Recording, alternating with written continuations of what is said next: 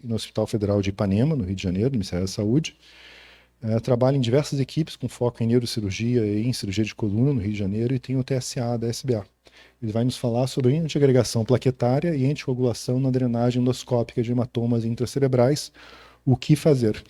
Esse tema foi escolhido pela curadoria do CBA por conta do guideline publicado da American Heart Association e do Colégio Americano de Neurocirurgiões. É um novo guideline de abordagens de hematomas intracranianos, que tem uma parte importante sobre isso. Queria passar então a palavra, doutor. Obrigado. Bom, boa tarde. Pode começar a contar o tempo.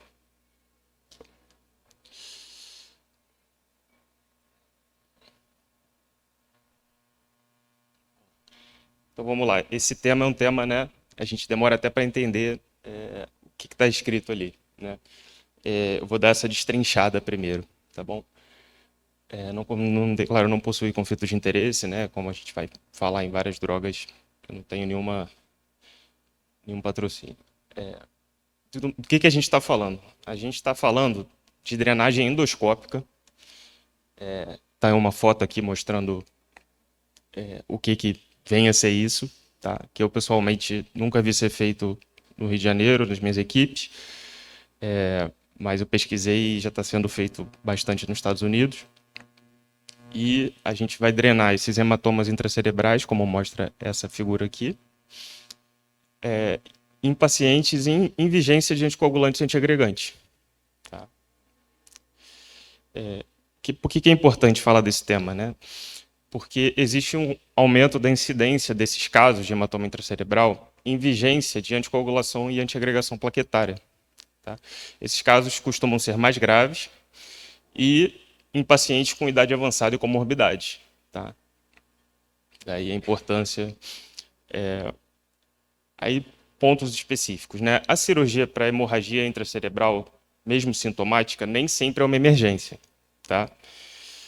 Mas a reversão da anticoagulação, da forma que a gente vai discutir, o artigo da American Heart, é uma emergência sempre que você tem um sangramento intracerebral. Então, por isso que é importante, apesar de ser um tema um pouquinho periférico da anestesia, né, anticoagulação, abordagem, acaba sendo importante porque a gente vai pegar esses casos. Tá?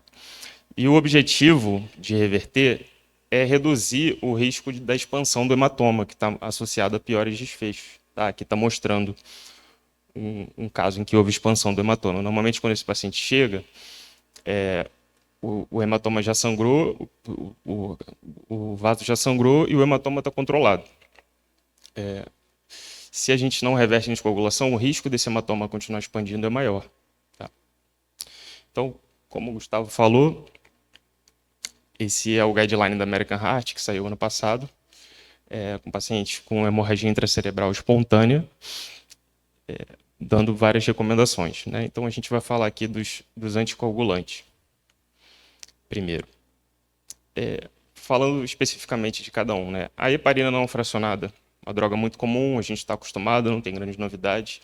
A gente pode dosar o PTT ou o TCA, que a gente está acostumado nas cardíacas, e a gente reverte com protamina, não existe grande discussão.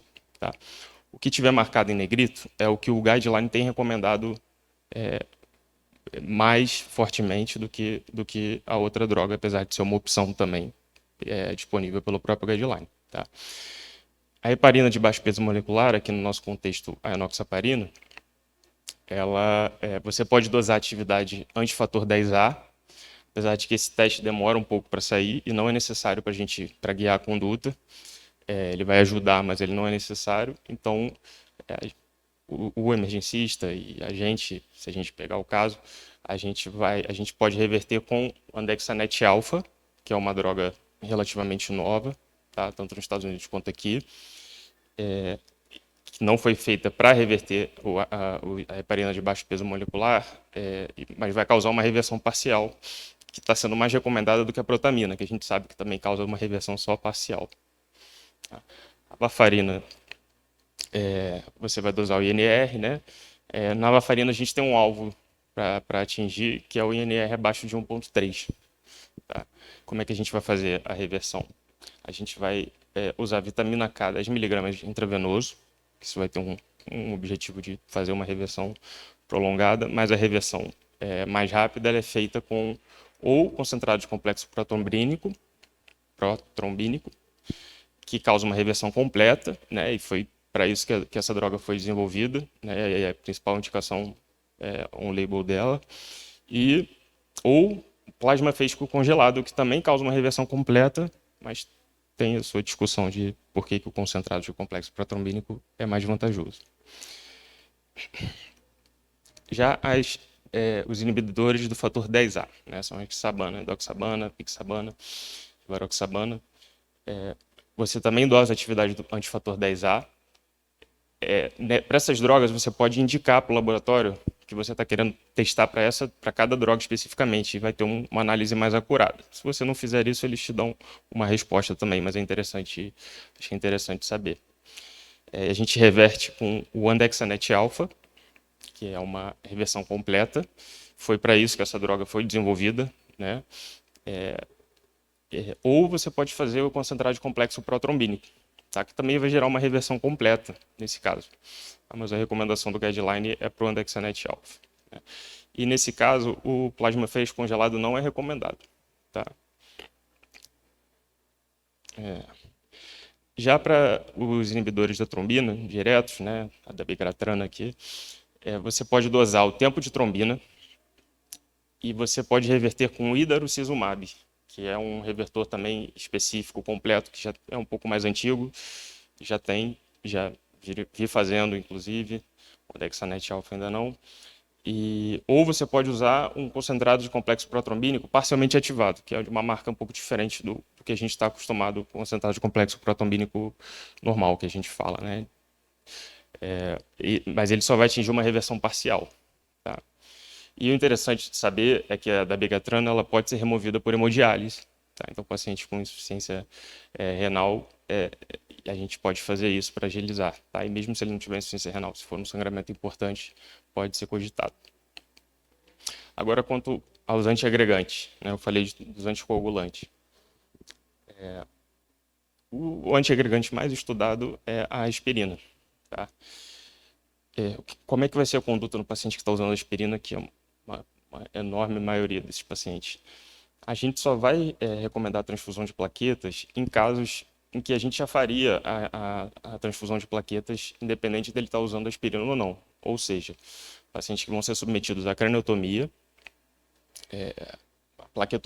plaquetopenia abaixo de 100 mil no paciente sintomático com sangramento também tem indicação de transfundir. E caso ele tenha uma disfunção plaquetária documentada, tá? Tem uns exames que são feitos mais modernos que podem avaliar a função plaquetária e pode ser indicado. Tá?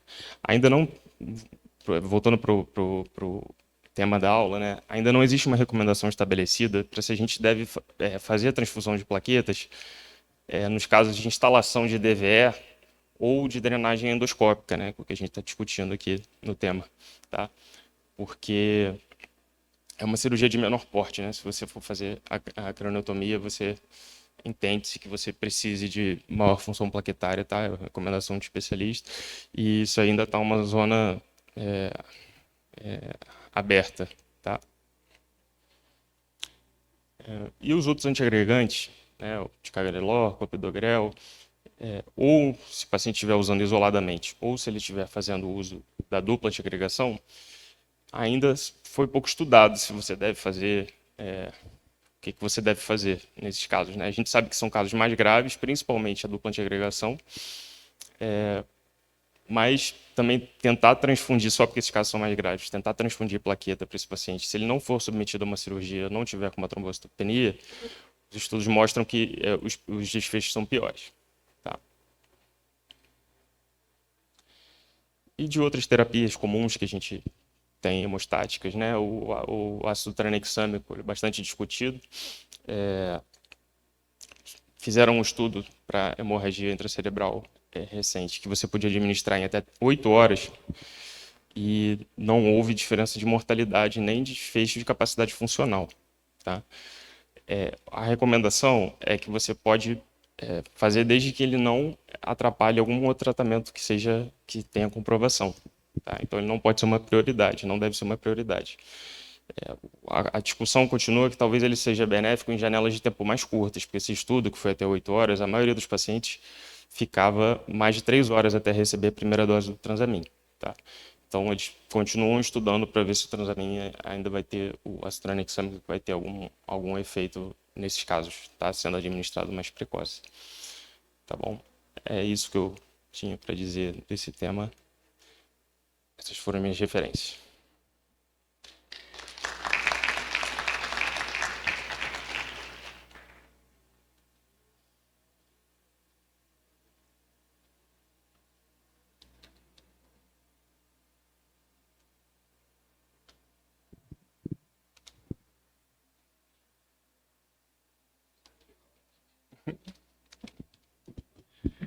Perfeito. Muito obrigado, Felipe, pela palestra. Agora eu quero convidar o doutor e professor Frederico Bilotta